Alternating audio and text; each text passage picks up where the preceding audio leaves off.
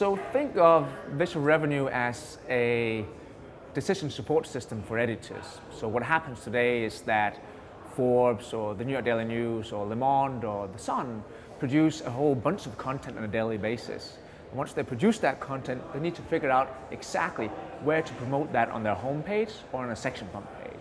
So that story on what happened in Spain 2 days ago, is that the one that goes into my hero spot?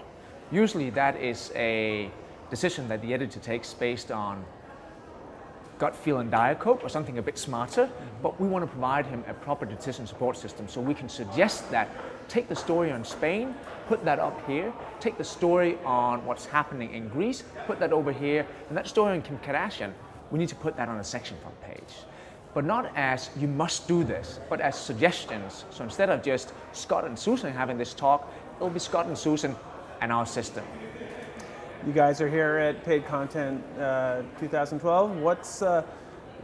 What do you guys get out of the event? You know, what are some of the things that you're trying to, some of the people you may be trying to reach, and what's the pluses here for you guys? So I think we have two challenges. One is that we need to be in contact with editors in general, but we also need to be in contact with editors who believe in what you and I might describe as the data-driven newsroom. And I think if there's anywhere that we can connect with people who believe in that concept, the data-driven newsroom, I think this is the place. This and perhaps 5 other places, but it's not like we can walk into any other organization and say, do you believe in that concept? Because they need to buy into that first before we can start even speaking about technology. So here's kind of the fun part. What do you guys see, what do you guys see you guys doing maybe the next 18 to 24 months, maybe the sector? How are you guys going to play a big role next year and a half to 2 years? I don't think we're as cocky as in concluding that we're that silver bullet that's going to save news media, but I do certainly believe that we can take part in that. So we see ourselves start from the point where you need to figure out what to write about. How do you actually figure that out? You might look at trends on Twitter, on Google, on what have you. You have a whole system set up. I want to predict what to write about. I want to predict the value of that. I want to suggest how you can produce it in the most cost-effective way. Once produced, I want to recommend exactly where to promote it and how to promote it, or at least to the extent where you can maximize that value. And I would want to do that within an editorial framework. And I think that's probably what we spent most of our time on from a science point of view, in making sure that if I optimize the FT, I don't turn it into the New York Post overnight, and vice versa.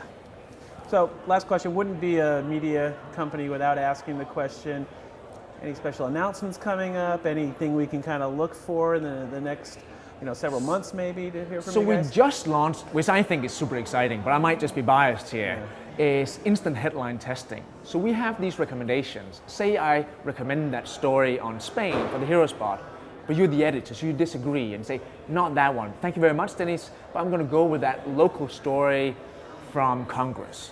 You put that into the hero spot, and it's not working. It's not working to the extent you want it to work. So what do? Do you just surrender? No, you don't. You need to go work it, either the creative, the headline, or the abstract. And we now have this instant headline testing where you can say, let me put in a contender. And within 15 seconds, because that's the amount of space you really have to work within, if you think of news, I can get some result back saying, okay, I need to actually put the name of the offender in front, so that's going to perform better for me. The same story, but I can play out multiple headlines. And that's 10 days old. We think that's pretty exciting. All right, well, cool stuff. Thanks a lot, Dennis. Thank you very much. Cheers.